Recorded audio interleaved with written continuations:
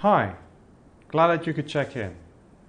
I would like to spend the coming 30 minutes or so introducing 20 points on how to pitch to business angels and VCs. So, who am I? My name is Andy Kars and I'm based in Stockholm in the cold Nordic country of Sweden. This is where I do most of my work, which is to provide advice to tech startups and large multinational corporations on lean startup, entrepreneurship and innovation. From time to time, I also advise on how to set up and run startup accelerator programs and what it takes to create dynamic startup ecosystems. I started out as an entrepreneur in the 90s, founding 4 companies, ending up selling 3. After 16 years abroad, I returned to Stockholm in 2003, and I've been very happy since working as an advisor, angel, and backstage catalyst. Okay, enough about me. What about you? What kind of mindset do you have? Are you a waterfall type of mind, or do you have more of an agile mindset?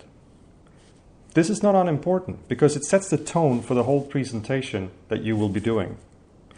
It usually becomes very clear after only a few slides what's your background and how you think. To work in a startup, you better have an agile rather than a waterfall mindset. Let's have a look at how they differ. In waterfall, you come up with all the detailed specifications up front. Then you build the product, and then you launch, and then your customers don't use your product as you thought they would, and then you crash and burn. This whole process may take months, if not years. In Agile, you start out by understanding the customer's problem and iterating designs to get closer and closer to a solution that solves a problem worth solving. Each iteration may take anything from a few days to a couple of weeks. There's a lot of testing and learning involved during each sprint, and the customer is an integral part of the whole process. In Waterfall, the customer only really shows up at the beginning and at the end of the process, while in Agile, the customer shows up all the way through from ideation, sketches, wireframes, mock-ups, all the way to launch. So really, at the end of the day, there's a world of a difference between Waterfall and Agile. Waterfall may be great when you're building something that you know will not change. Perhaps you've built a bridge across a river and now you need to build an exact replica under the exact same circumstances. But the more uncertainty there is in your project in terms of conditions and outcomes, the more you should lean towards Agile. That's why Agile, which is one part of lean startup, the other one being customer development, is so well suited for the type of work going on in a startup. If you cannot convey this type of mindset when pitching to investors, getting anyone who knows what it takes to run a startup on board your ship will prove nearly impossible. When you're pitching, you don't want to pitch. Sounds weird, doesn't it? But it's true. The idea here is that you want to be open and transparent in communicating the challenges that you have faced since starting your company and how your team has overcome those challenges. How have you gone about finding a problem worth solving, and how have you iterated towards building a solution to address that problem? And what has been your key learnings along the way? Take Dropbox as an example. Dropbox launched in 2008. At the beginning, they had some difficulty communicating their value proposition, which at that time was mainly text-based. Then, in 2009, they ran an experiment together with Commoncraft to instead communicate their value proposition using video. The results have been astonishing. Over 30,000 views per day, which has had a very positive impact on their conversion rates when onboarding new customers.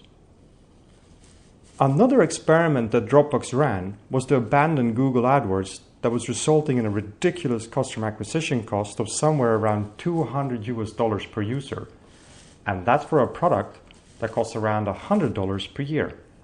Not a great customer acquisition cost versus customer lifetime value relationship. So what were they to do? Well, Dropbox opted to replace paid advertising and instead leverage their already loyal user base. They offered each and every user additional free cloud storage for every new customer that the existing user managed to attract to the platform. Suddenly, Dropbox were able to grow organically through a viral loop that cost them pennies on the dollar compared to the more traditional paid advertising campaigns that they have been running in the past.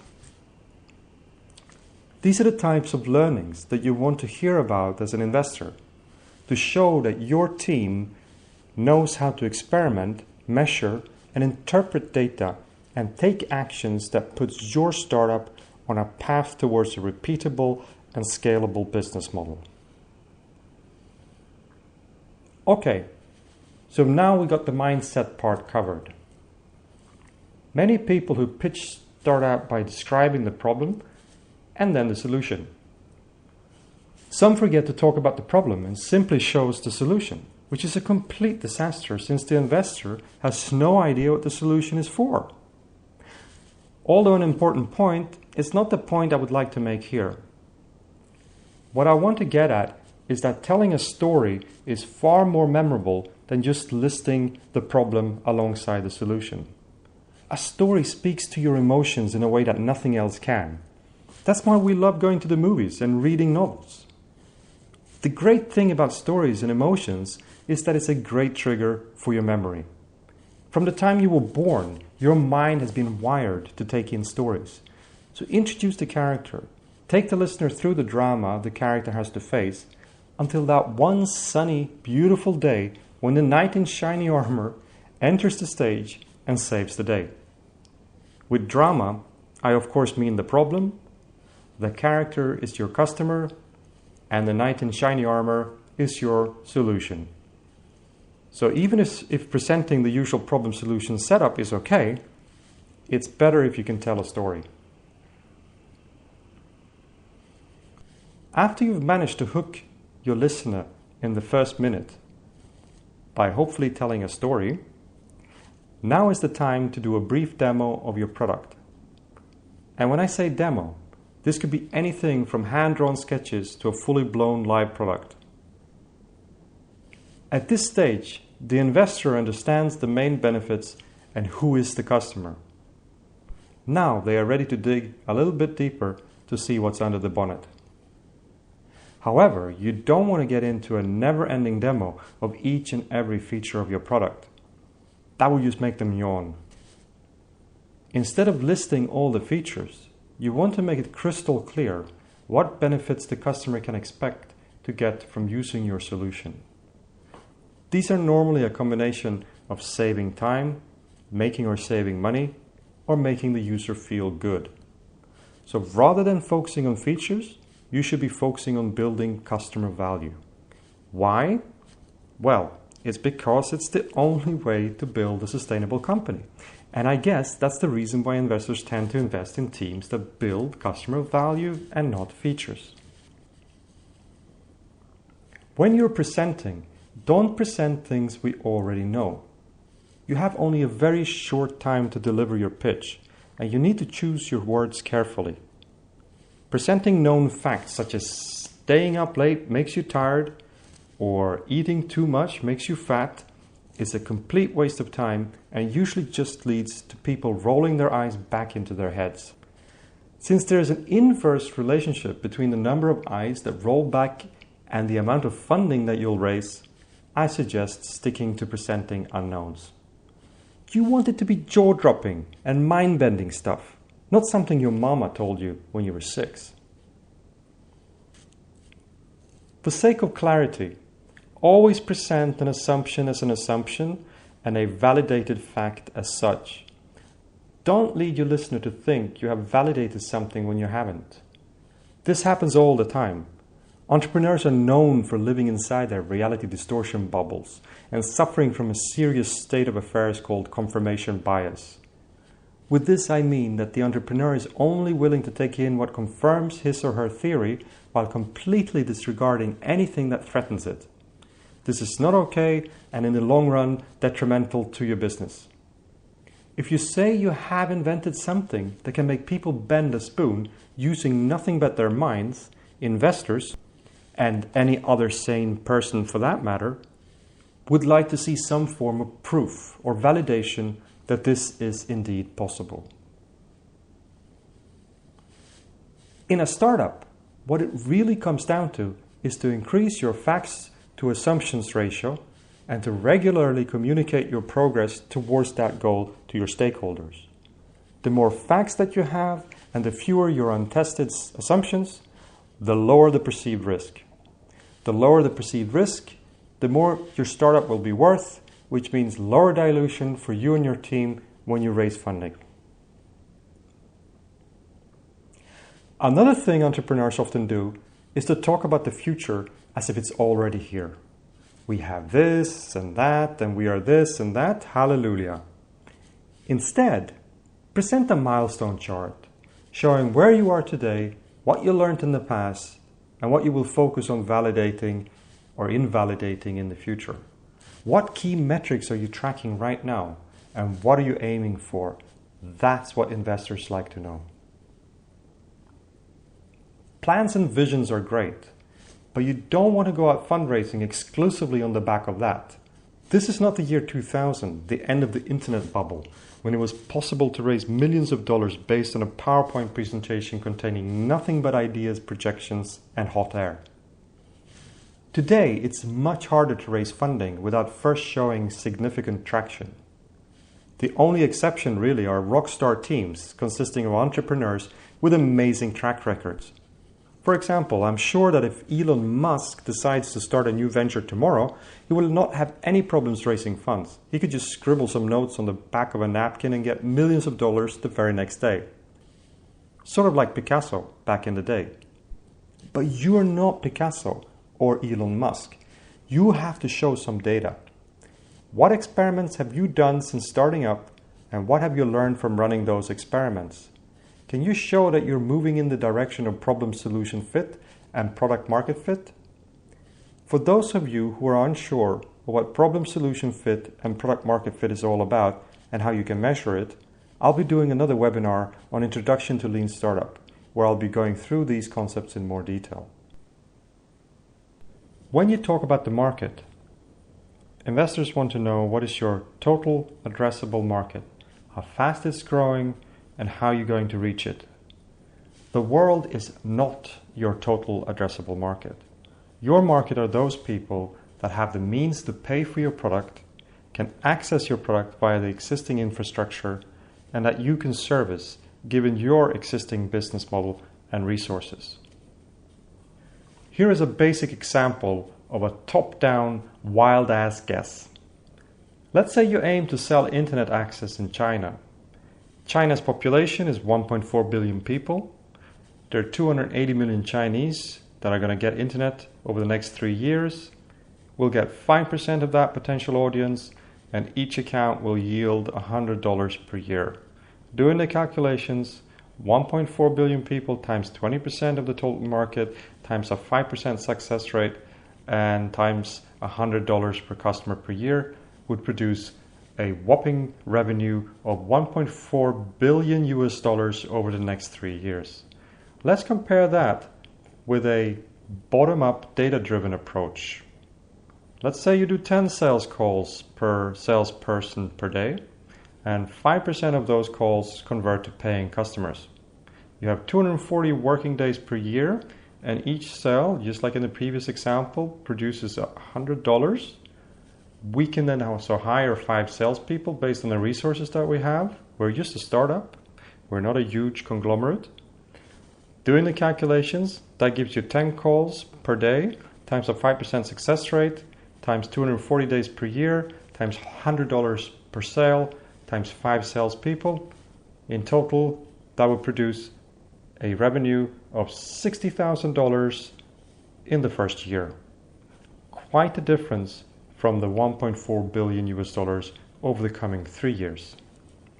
So, as a startup, you want to focus on bottom-up and wait with the top-down, finger-in-the-air type projections until you have plenty of relatively stable data to make projections from. At which time, by the way, you will no longer be a startup. When you start to reach out, you want to begin by attracting your early adopters. Early adopters are those who have the problem, know they have the problem, Either they have searched for a solution, or they might even have tried to hack a solution on their own, or they've gone as far as to prepay or pay for a solution, although perhaps they weren't very happy with that particular solution. Now, you want to tick off as many of these as you can in order to identify a good target group to start from.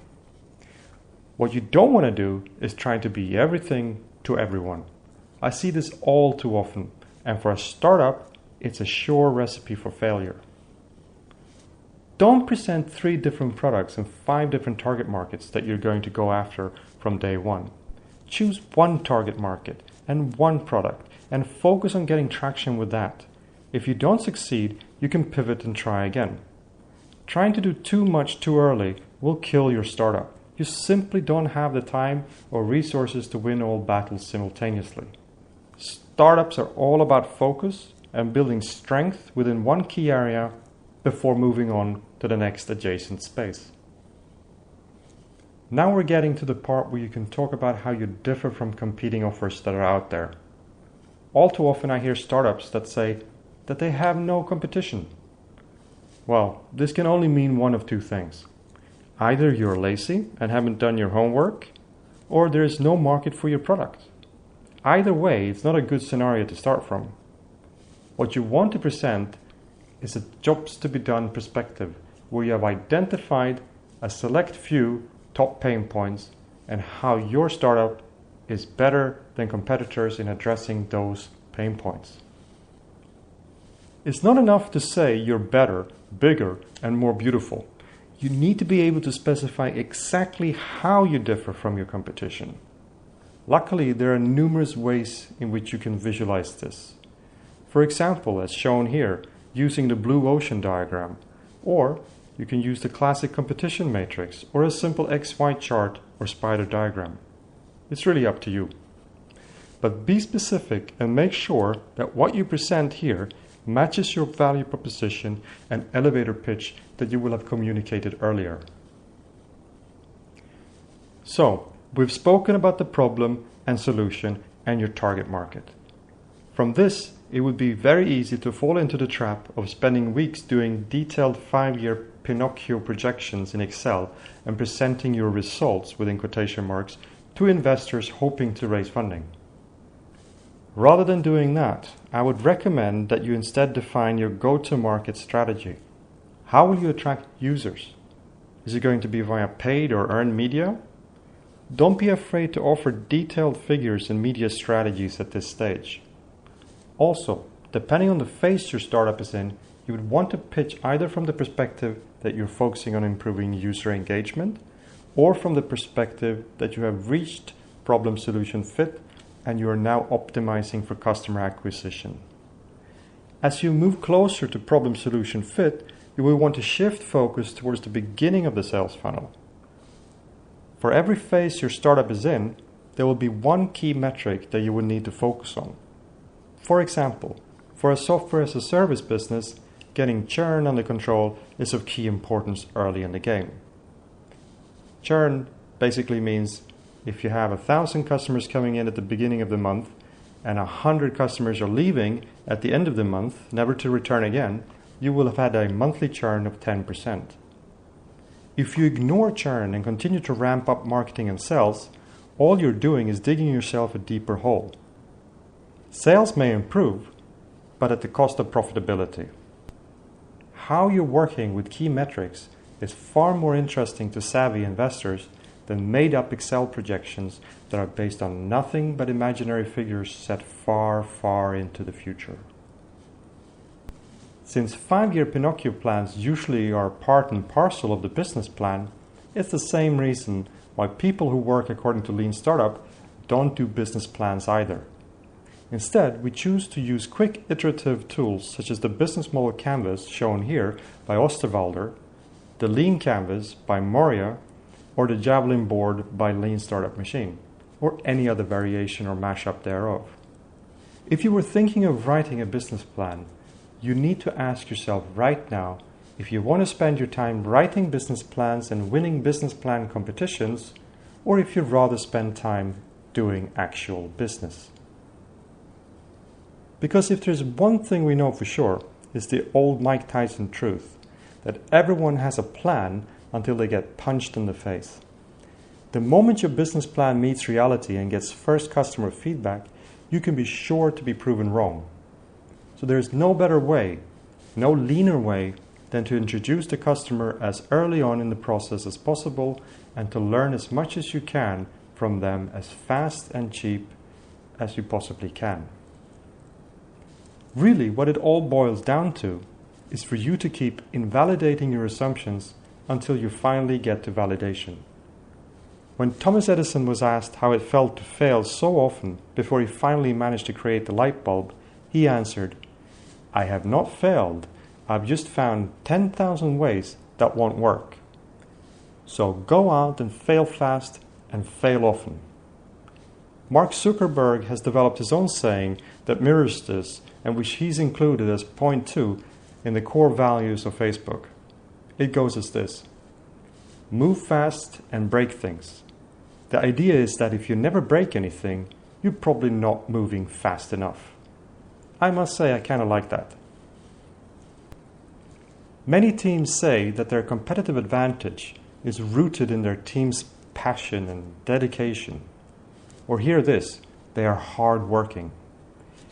If you think about it, is there any team that would go up on stage and pitch and say, "We have no passion or dedication," or "We would like to build a billion-dollar company, but we're not really prepared to put in the hours to do so"?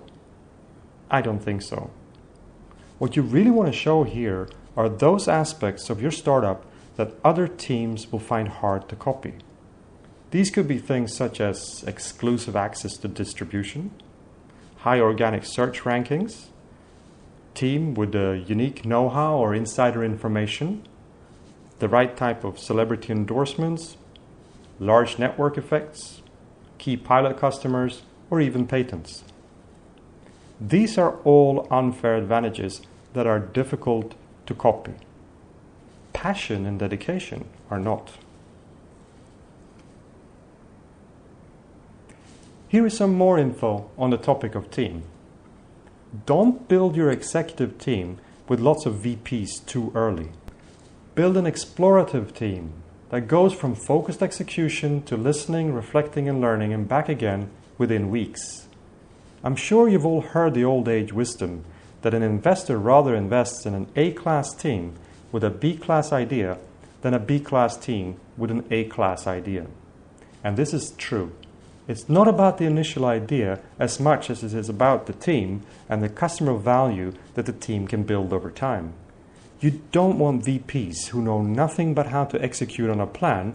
What you want are explorers who immerse themselves in their customers' lives and adapt their solution to maximize customer value. You don't yet have a machine where if you put in $1, you get $2 popping out the other side. You're still searching for a scalable and repeatable business model. You need explorers, not vice presidents. Okay, here is one about presentation basics. Remember, your presentation is not supposed to be an eye exam. Use pictures to show relationships and talk to that instead of expecting your audience to read several bullet points of small text. Sometimes I even see people who put dark text against a dark background, making it even more difficult to see. If you can't read it, why put it in the first place? If you're sending a pitch, you can include more text. But if you want to engage a room full of investors, it's much better to go with pictures and then talk to them. Kind of the way I'm doing now. Use the same way that you would like the audience to see what you're presenting, you want them to understand what you're saying. So please avoid fancy words that no one really understands, like the flux capacitor generates 10 gazillion megaflips per second while in a transient non-thermal state. Instead, keep it simple. If your grandmother understands your pitch and wants to invest, and not because you're her grandchild, but because she wants to become a successful business angel, well, then you know for sure you're on the right track. Last but certainly not least, always close with an ask. What are you looking for? A new team member to join your ranks? A specific partnership to take you into a new market? Perhaps it's funding to hit a specific milestone, or perhaps you're looking to expand your advisory board to get help with those warm intros. Or maybe you're just looking for brutally honest feedback. Whatever it is, don't forget to include a clear call to action while showing what's in it for them if they do what you ask of them. So don't be like Mr. Bean. Instead, just ask. Well, that's it for now. If you liked the presentation, feel free to share the video. Or hook up with me on LinkedIn and leave a recommendation, and I'll send you a copy. Thank you so much for listening, and have a great day.